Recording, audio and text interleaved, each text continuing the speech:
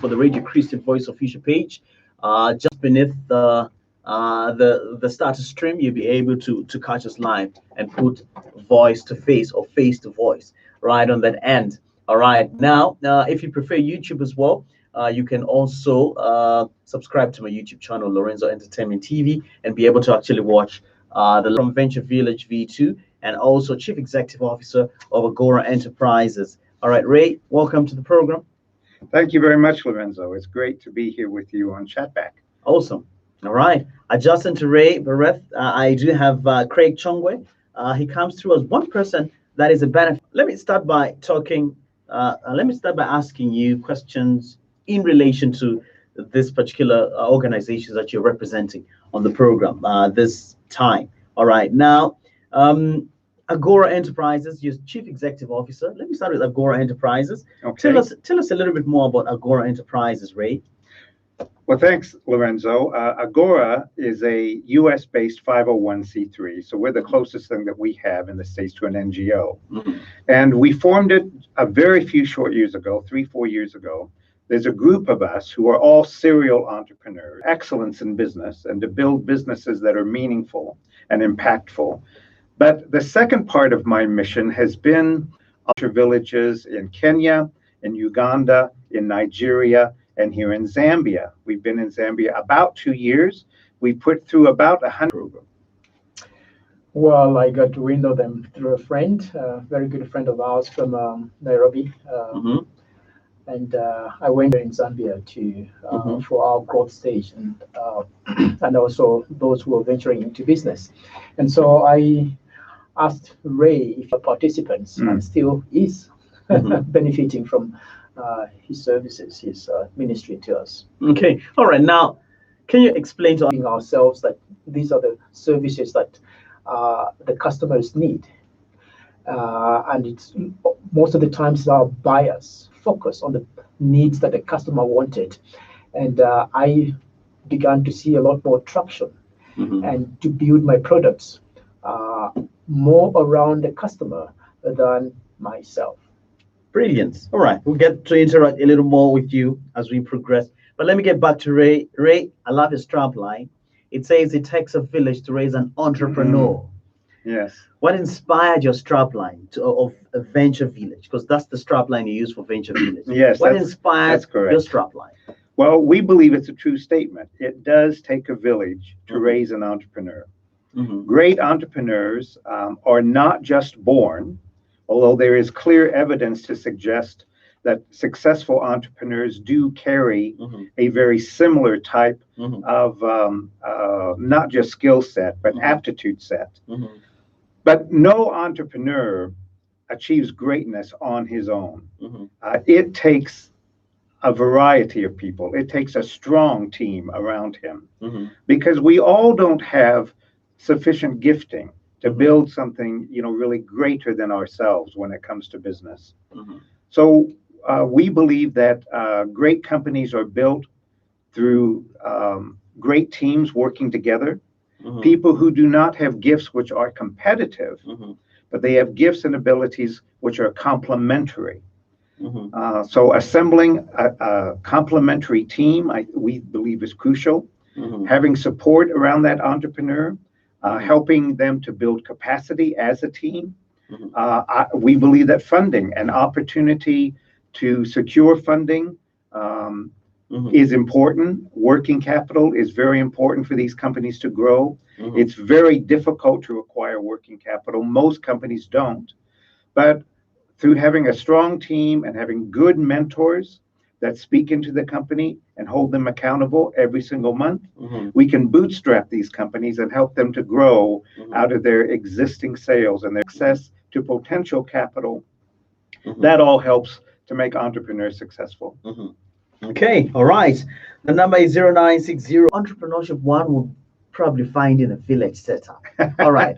Are you using village as a metaphor? Yes. Or maybe it's in its literal sense? Refer to village. What we're talking about is building a community. We are all about building entrepreneurial economies, entrepreneurial communities. So it's not just coming to Zambia to help to build one or two isolated faith-driven businesses. Mhm. We're here to help to inspire a movement of entrepreneurship within the whole country. Zambia, we believe, Mhm. as entrepreneurs. Mhm. All right. Before I move on to Craig, I seem to have actually a lot bottled up in my bowels for you, Ray. All right. Now, Ray, have you tried to carry out a needs assessment of entrepreneurs in Zambia in establishing the Venture Village program in this country? Yes, there's been a lot of research done across frontier and emerging markets. So we are not by any means the only accelerator company here in Africa. There are many accelerator companies. There are many across the entire world. They are all founded on very similar principles, and that is the need to come into a market, to assess that market, to come alongside your customers, and in our case, our customers are faith-driven entrepreneurs, to see what exactly do they need, what's required. There's no doubt I'm a problem solver. Mhm. The problem with that is that my bias really comes into solving these problems. Mhm. I want to solve the problems that I think are important. Mhm. But when you're building a company, what's important are the problems that your customers are experiencing. What conflict are they having? What pressure points do they have? And as you build a solution, a product or a service around the customer's needs, Mhm. so then you find success. 90%, this is a shocking number, Mhm. but 90% across the world, 90% of skill set, not finding the right partners, the right team, being in a decreasing market rather than an increasing market, launching your business, Mhm. or you're growing your business, that it's important to surround yourself with good, capable mentors who have been having great teams. Mhm. And also, we're big on building peer-to-peer groups. So alumni coming together, meeting, helping one another with their problems. Mhm. That's the part of the village. That's the part of community. And that's how you build success. All right, Craig, let me have you come in. The aspect of mentorship that Ray has alluded to is quite critical, and it's from that aspect that I would really want you to come in as well to chime in. All right. What sort of mentorship does probably one stand to benefit from Venture Village if they consider to be part and parcel? Of the people in my organization Mhm. have been through the.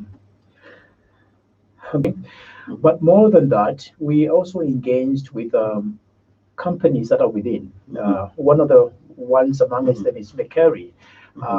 We will be going to Ndola around the mid-March, Mhm. and we have a program in which companies will engage each other in asking in-depth questions about each other's um, companies, Mhm. just to get rid of our biasness. Sometimes we feel like, hey, we know it all.